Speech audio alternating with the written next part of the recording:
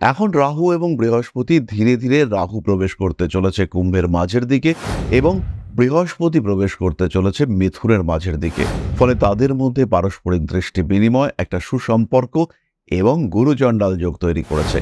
তার সঙ্গে সঙ্গে শনিদেবকে আমরা দেখতে পাচ্ছি অবস্থান করে রয়েছেন মীন রাশিতে, কেতু মঙ্গল সহাবস্থান তৈরি হয়েছে সিংহ রাশিতে। এই মুহূর্তে ফ্রাস্ট্রেশন, ডিপ্রেশন, কিছু পড়া হয়নি, কি পরীক্ষা দেব, এবছর নয় পরের বছর দেব, এই মেন্টালিটি কাজ করবে। কিন্তু বিশ্বাস করুন, ভাগ্য আপনাকে সাপোর্ট করবে। শুধু আত্মপ্রত্যয়, মনের জোর নিয়ে পরীক্ষাটা দিন।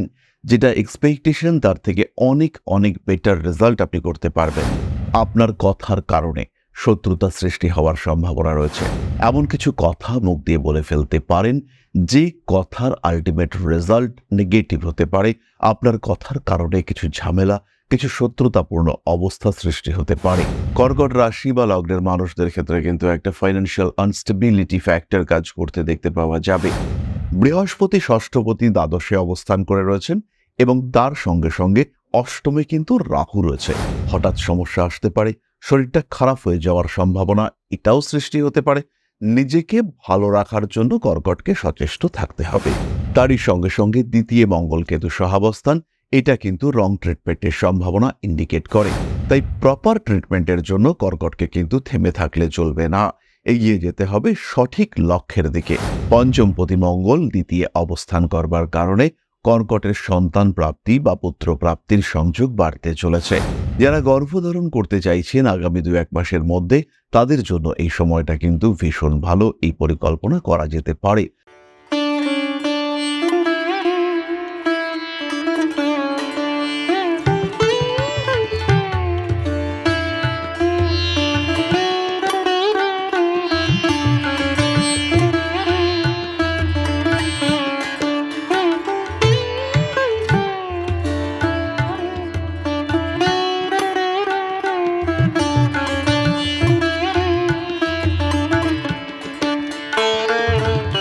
নমস্কার, ঋষিবাণী ইনস্টিটিউট অফ ভেদিক অ্যাস্ট্রোলজির পক্ষ থেকে স্বাগত জানাই আজকের জ্যোতিষ আলোচনায়। আমি শান্তনু আপনাদের সঙ্গে। আলোচ্য বিষয় বিশুদ্ধ জ্যোতিষ। 2025 সালে ম্যাসিভ গ্রহ সঞ্চার একের পর এক হয়ে চলেছে এবং মে মাসে আমরা দেখতে পেয়েছি বড় বড় দুটি গ্রহ সঞ্চার, যার মধ্যে ছিল রাহু এবং বৃহস্পতি। এখন রাহু এবং বৃহস্পতি ধীরে ধীরে রাহু প্রবেশ করতে চলেছে কুম্ভের মাঝের দিকে এবং বৃহস্পতি প্রবেশ করতে চলেছে মিথুনের মাঝের দিকে। ফলে তাদের মধ্যে পারস্পরিক দৃষ্টি বিনিময়, একটা সুসম্পর্ক এবং গুরুচণ্ডাল যোগ তৈরি করেছে। তার সঙ্গে সঙ্গে শনিদেবকে আমরা দেখতে পাচ্ছি অবস্থান করে রয়েছেন মীন রাশিতে, কেতু মঙ্গল সহাবস্থান তৈরি হয়েছে সিংহ রাশিতে। এই সিংহ রাশিতে কেতু মঙ্গল সহাবস্থান এটাও কিন্তু যথেষ্ট গুরুত্বপূর্ণ এবং মঙ্গল কেতুকে ক্রস করতে চলেছে 22শে জুলাই। এই সমস্ত দিনগুলো কিন্তু ভীষণ ভীষণ ইম্পর্ট্যান্ট। এর মধ্যে 13ই জুলাই শনিদেব তিনি বক্রী হতে চলেছেন। 13ই জুলাই থেকে নভেম্বর মাসের 28 তারিখ পর্যন্ত শনিদেব কিন্তু বক্র গতিতে চলবেন। ফলে সময় নিয়ে কিন্তু মানুষজন ভালো রকম দুশ্চিন্তার মধ্যে রয়েছেন। এই অবস্থায় বেশ কয়েকটি বিশেষ প্রেডিকশন নিয়ে আমি আপনাদের সঙ্গে আলোচনা করব কর্কট রাশির বিষয়ে। কালপুরুষের চতুর্থ রাশি একটু সেন্সিটিভ, কিছুটা ইমোশনাল, বেশ খানিকটা ইম্পালসিভ। ফলে ছোট্ট ছোট্ট জায়গায় রিয়্যাক্ট করবার টেন্ডেন্সি কর্কটের ক্ষেত্রে দেখতে পাওয়া যায়। এই ইমোশনাল বিহেভিয়ারের জন্য কখনো কখনো কর্কট ঝামেলা, অশান্তিতে জড়িয়ে পড়েন। আবার কখনো কখনো কর্কটের ক্ষেত্রে বেশ খানিকটা অগ্রগতি, কিছু প্রাপ্তি, সেটাও আমরা দেখতে পাই।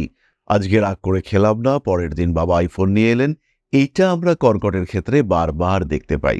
যাই হোক না কেন, কতগুলি স্পেসিফিক প্রেডিকশন একদম যুগোপযোগী এবং এই সময়ের জন্য অ্যাপ্লিকেবল, সেটা আমরা কর্কটের ক্ষেত্রে করতে চলেছি। প্রথমেই খেয়াল রাখতে হবে বাবার শরীর, এটা কিন্তু ভেতরে ভেতরে ডিস্টার্ব হচ্ছে। কোনো পুরনো রোগ কিংবা কোনো পুরনো সমস্যা সেটা আবার জেগে উঠতে পারে। এই বিষয়ে কর্কটকে খেয়াল রাখতে হবে। উচ্চ বিদ্যার ক্ষেত্রে আরেকটু পরিশ্রম বাড়াতে হবে, রেজাল্ট কিন্তু আলটিমেটলি খুব ভালো হবে। এই মুহূর্তে ফ্রাস্ট্রেশন, ডিপ্রেশন, কিছু পড়া হয়নি, কি পরীক্ষা দেব, এবছর নয় পরের বছর দেব, এই মেন্টালিটি কাজ করবে। কিন্তু বিশ্বাস করুন, ভাগ্য আপনাকে সাপোর্ট করবে। শুধু আত্মপ্রত্যয়, মনের জোর নিয়ে পরীক্ষাটা দিন। যেটা এক্সপেকটেশন তার থেকে অনেক অনেক বেটার রেজাল্ট আপনি করতে পারবেন। এই যে মনের মধ্যে ভয়, এটা কিন্তু কর্মক্ষেত্রেও দেখতে পাওয়া যাবে। কর্মক্ষেত্রে কিছুটা অর্থোডক্স মেন্টালিটি নিয়ে চলতে হবে, কিছুটা হলেও প্রথাগত ব্যবস্থাকে রেসপেক্ট করে আপনাকে এগিয়ে চলার চেষ্টা করতে হবে এবং সেখানেই কিন্তু আলটিমেটলি আপনি একটা প্রপার জায়গা তৈরি করতে পারবেন, সেখানেই কিন্তু আপনার একটা স্থিতিশীল অবস্থা তৈরি হতে দেখতে পাওয়া যাবে। কর্মক্ষেত্র পরিবর্তনের ইচ্ছা, চেষ্টা ইত্যাদি জানতে দেখতে পাওয়া যাবে, কিন্তু এই মুহূর্তে কর্ম পরিবর্তন নিষ্প্রয়োজন। কর্কট রাশি বা লগ্নের মানুষদের ক্ষেত্রে ধীর স্থিরভাবে পুরনো কাজের জায়গায় থেকে যাওয়ার চেষ্টা করা, এটাই কিন্তু উচিত। পরিবর্তনের যোগাযোগ, সম্ভাবনা ইত্যাদি আসবে, কিন্তু এই পরিবর্তনের আফটার এফেক্ট সেটা যে খুব ভালো হতে চলেছে তা কিন্তু একেবারেই নয়, বরঞ্চ বেশ কিছুটা স্টেবিলিটি মেনটেন করা এটা অবশ্যই উচিত। এবং যেখানে কাজ করছেন, যেখানে চাকরি করছেন, সেই জায়গাটা কিছুটা ধরে রাখার চেষ্টা এটা অবশ্যই কর্কটের ক্ষেত্রে করা উচিত। আপনার কথার কারণে শত্রুতা সৃষ্টি হওয়ার সম্ভাবনা রয়েছে, এমন কিছু কথা মুখ দিয়ে বলে ফেলতে পারেন যে কথার আলটিমেট রেজাল্ট নেগেটিভ হতে পারে। আপনার কথার কারণে কিছু ঝামেলা, কিছু শত্রুতাপূর্ণ অবস্থা সৃষ্টি হতে পারে। তাই যতটা সম্ভব কম কথা বলার চেষ্টা করুন। বাক্যের উপর নিয়ন্ত্রণ রাখাটা কঠিন, কিন্তু বাক্য কম বলা এটা কিন্তু বিরাট কঠিন নয়। অপেক্ষা করুন সঠিক সময়ের জন্য, সঠিক সময় আপনাকে সঠিক জবাব দিতে সাহায্য করবে। জীবনে উন্নতি আসবেই, ডেভেলপমেন্ট আপনি দেখতে পাবেনই, এই বিষয়ে নিশ্চিন্ত থাকা যায়। ধীর স্থিরভাবে নিজের লক্ষ্যের দিকে এগিয়ে যাওয়ার জন্য নিজের উপরে নিয়ন্ত্রণ আনা এটা কিন্তু ভীষণ জরুরি। হঠাৎ করে হাতে টাকা পয়সা আসার সম্ভাবনা এই সময় দেখতে পাওয়া যাবে। অল্প দিনের মধ্যেই কর্কট কিন্তু বেশ কিছুটা অর্থনৈতিক ডেভেলপমেন্ট দেখতে পাবেন। এবার সেই টাকা পয়সাকে যত্ন করে সঞ্চয় করা, ধীরে সুস্থে ব্যবহার করা এবং তার মধ্যে কিছুটা হলেও রিইনভেস্টমেন্ট করা, এটা কিন্তু কর্কটকে বুঝে করতে হবে। মানি ম্যানেজমেন্টের ক্ষেত্রে বিধ্বস্ত হতে পারেন কর্কট রাশি বা লগ্নের মানুষরা এবং টাকা পয়সার জায়গাটা কিন্তু সাংঘাতিকভাবে নষ্ট হতে পারে। কর্কট রাশি বা লগ্নের মানুষদের ক্ষেত্রে কিন্তু একটা ফাইন্যান্সিয়াল আনস্টেবিলিটি ফ্যাক্টর কাজ করতে দেখতে পাওয়া যাবে এবং যদি আপনি এই ফ্যাক্টরকে ওভারকাম করতে না পারেন তাহলে কিন্তু অর্থনৈতিক বিপর্যয় অল্প দিনের মধ্যেই আসতে চলেছে। ইনভেস্টমেন্ট করুন, কিন্তু সেটা যেন একটা পরিকল্পিত খাতে হয়। পঞ্চমপতি দ্বিতীয় শেয়ার মার্কেটে ইনভেস্টমেন্টের জন্য কেমন কেমন করবে, ইনভেস্ট করতেই হবে, কিছু টাকা তো ইনভেস্ট করতেই হবে। শেয়ার মার্কেট হোক, লটারি হোক, কোনো না কোনো জায়গা যেখান থেকে হঠাৎ আসার একটা সম্ভাবনা রয়েছে, সেই ক্ষেত্র থেকে টাকা আসার সম্ভাবনা দেখতে পাওয়া যাবে এবং কর্কট আর্ন করতে পারবে। প্রশ্ন হলো কর্কট কতটা রাখতে পারবেন। রাখার জায়গাটা নিয়েই কর্কটকে কিন্তু সচেতন এবং সাবধান হতে হবে। পরবর্তী বিষয় যেখানে কর্কটকে ভীষণ সচেতন থাকতে হবে সেটি হলো শরীর। বৃহস্পতি ষষ্ঠপতি দ্বাদশে অবস্থান করে রয়েছেন এবং তার সঙ্গে সঙ্গে অষ্টমে কিন্তু রাহু রয়েছে। হঠাৎ সমস্যা আসতে পারে, শরীরটা খারাপ হয়ে যাওয়ার সম্ভাবনা এটাও সৃষ্টি হতে পারে।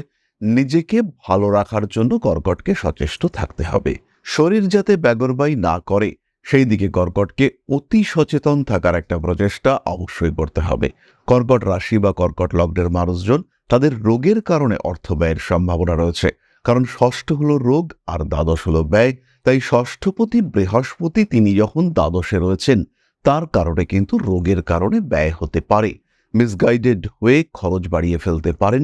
তারই সঙ্গে সঙ্গে দ্বিতীয় মঙ্গলকেতু সহাবস্থান, এটা কিন্তু রং ট্রিটমেন্টের সম্ভাবনা ইন্ডিকেট করে। তাই প্রপার ট্রিটমেন্টের জন্য কর্কটকে কিন্তু থেমে থাকলে চলবে না, এগিয়ে যেতে হবে সঠিক লক্ষ্যের দিকে। নিজেকে ভালো তো রাখতেই হবে, নিজেকে সুস্থ রাখতে হবে। ট্রিটমেন্টের ক্ষেত্রে খরচ হবে, এই ক্ষেত্রে কিন্তু কোনো রকম সংকীর্ণতা করা চলবে না। এর সাথে সাথেই কর্কট রাশি বা লগ্নের মানুষদের ক্ষেত্রে বিদেশ যাত্রার সম্ভাবনা রয়েছে। খেতে খেতে গালের মধ্যে কামড় লাগিয়ে ফেলতে পারেন, বেশ খানিকটা কেটে যাওয়া, কিছুটা রক্তপাত ইত্যাদি সম্ভাবনা রয়েছে। বাক্যের কারণে অকারণ ঝামেলায় জড়িয়ে পড়ার টেন্ডেন্সি সৃষ্টি হতে পারে। কর্কট রাশি বা লগ্নের মানুষদের পায়ের একদম নিচের অংশে আঘাতপ্রাপ্তির সম্ভাবনা সৃষ্টি হতে চলেছে। বিদেশ যাত্রার সঙ্গে সঙ্গে বিদেশে কোনো ব্যবসা, নিজের কোনো পেশায় সংযুক্ত হওয়ার সংযোগ দেখতে পাওয়া যাবে। মানসিক অস্থিরতা কখনো কখনো বাড়তে পারে। ধীর স্থিরভাবে লক্ষ্য পূরণের জন্য সঠিক পরিকল্পনা নিয়ে এগোতে হবে। ষষ্ঠপতি দ্বাদশে থাকার কারণে বাড়ির পোষ্য প্রাণীর স্বাস্থ্য নিয়ে দুশ্চিন্তা বাড়তে পারে। একই সাথে সাথে কর্কট রাশি বা লগ্নের মানুষজনকে অধস্তন কর্মচারীর শরীর স্বাস্থ্য নিয়েও দুশ্চিন্তায় পড়তে হতে পারে। কর্কটের রাজনৈতিক সক্রিয়তা এবং বিজ্ঞান মনস্কতা এই দুটোই বাড়তে চলেছে। পড়াশোনার প্রতি আগ্রহ বাড়বে এবং একটা সিস্টেম মেনটেন করবার চেষ্টা এটাও কিন্তু বাড়তে চলেছে। পঞ্চমপতি মঙ্গল দ্বিতীয় অবস্থান করবার কারণে কর্কটের সন্তান প্রাপ্তি বা পুত্র প্রাপ্তির সংযোগ বাড়তে চলেছে। যারা গর্ভধারণ করতে চাইছেন আগামী 2-1 মাসের মধ্যে, তাদের জন্য এই সময়টা কিন্তু ভীষণ ভালো, এই পরিকল্পনা করা যেতে পারে। কিন্তু এই ক্ষেত্রে আমি একটি কথা বলতে চাইব, যেহেতু মঙ্গল অর্থাৎ পঞ্চমপতি কেতু যুক্ত হয়ে রয়েছে, তার জন্য কনসিভ করবার আগে এবং কনসিভ করবার পরে সমস্ত রকম টেস্ট সেটা কিন্তু করে নিতে হবে। নবম ভাবে শনির অবস্থান, দ্বাদশে বৃহস্পতি, ফলে আপনার বক্ষ ত্রিকোণ এবং ধর্ম ত্রিকোণ এই দুটোই কিন্তু দুটি ম্যাসিভ প্ল্যানেটের দ্বারা অধিকৃত হয়ে রয়েছে।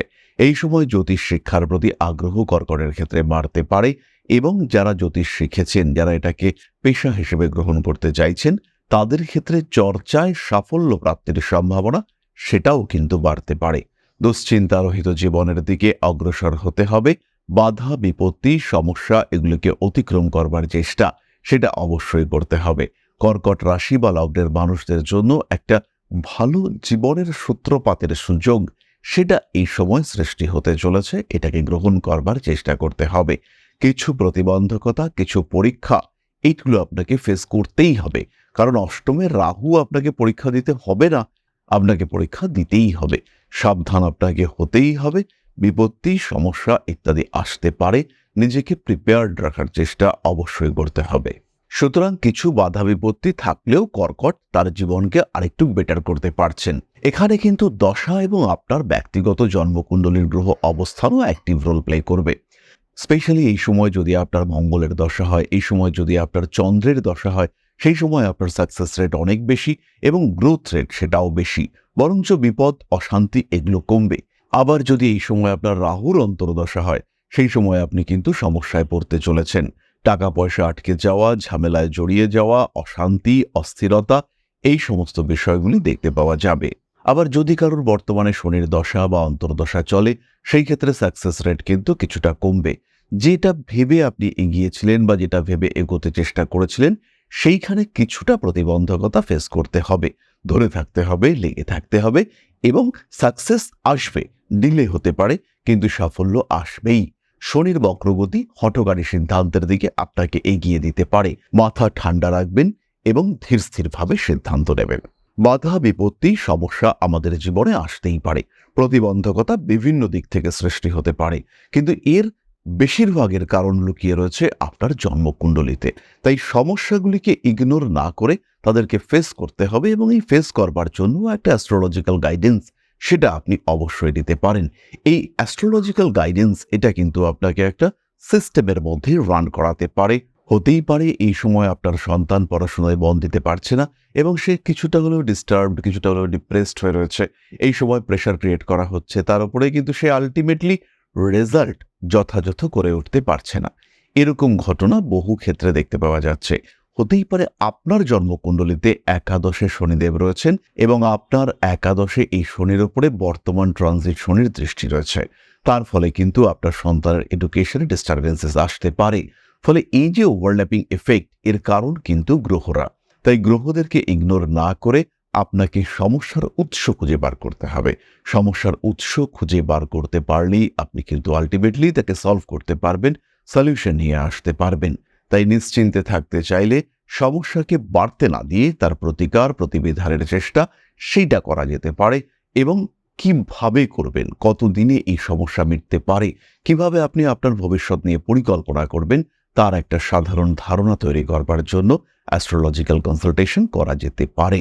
আর জ্যোতিষ বিচার এবং পরামর্শের জন্য আমরা রয়েছি আপনাদের পাশে। এখন শুধুমাত্র কলকাতায় নয়, আপনার শহর দুর্গাপুর এবং আগরতলাতেও আমরা নিয়মিত থাকছি, প্রতি মাসে থাকছি।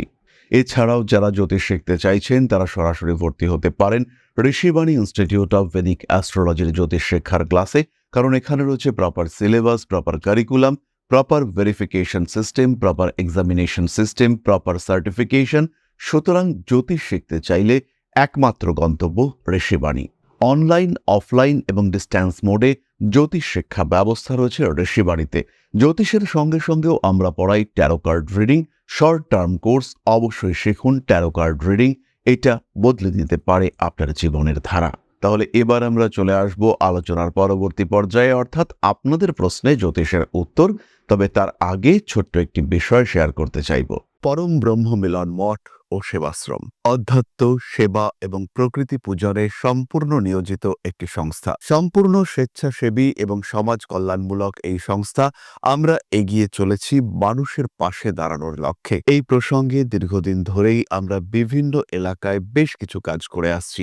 আপনাদের সহযোগিতা, আপনাদের পাশে দাঁড়ানো, আপনাদের হাতে হাত মিলিয়ে এগিয়ে নিয়ে আসার চেষ্টা, আপনাদের সহযোগিতা, আপনাদের পাশে দাঁড়ানোর প্রয়াস, এই সমস্ত কিছুই আমাদেরকে এগিয়ে নিয়ে চলেছে। আমাদের পাথেয় হয়ে উঠেছে আপনাদের ভালোবাসা। বিগত বেশ কিছুদিন ধরেই আমরা বিভিন্ন অনগ্রসর এলাকায় কাজ করে চলেছি। কখনো আমরা শিশুদের মধ্যে শিক্ষা উপকরণ বিতরণ করেছি, কখনো আমরা পুজোর পোশাক বিতরণ করেছি, কখনো তাদের খাদ্যের ব্যবস্থা করেছি।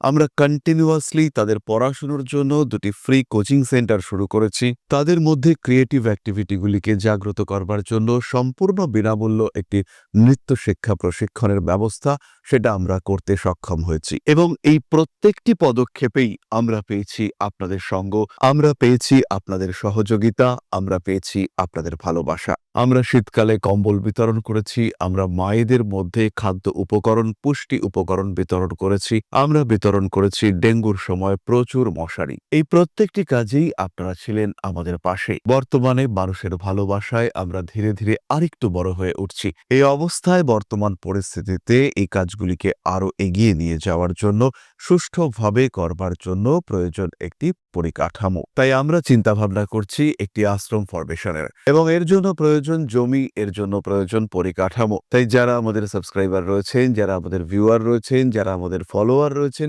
যারা আমাদেরকে ভালোবাসেন, যারা আমাদের পাশে থাকেন, প্রত্যেকটি সহানুভূতিশীল মানুষের কাছে আমাদের অনুরোধ, সাধ্যমতো সামান্য পরিমাণে আপনারা এগিয়ে আসুন।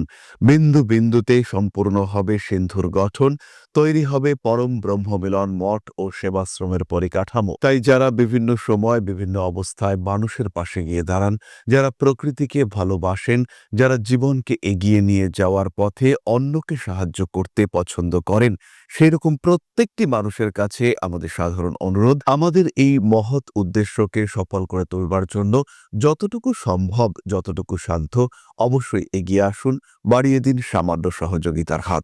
অধ্যাত্ম, সেবা এবং প্রকৃতি পূজনের এই মহান কর্মে, মহান ব্রতে ব্রতী হয়েছি আমরা। আমাদের সঙ্গে হাতে হাত মিলিয়ে আপনারাও যতটুকু সম্ভব এগিয়ে আসুন। সবার প্রচেষ্টায় এই বিরাট কর্মযজ্ঞ সাফল্যমণ্ডিত হবে। সবাইকে জানাই অগ্রিম ধন্যবাদ।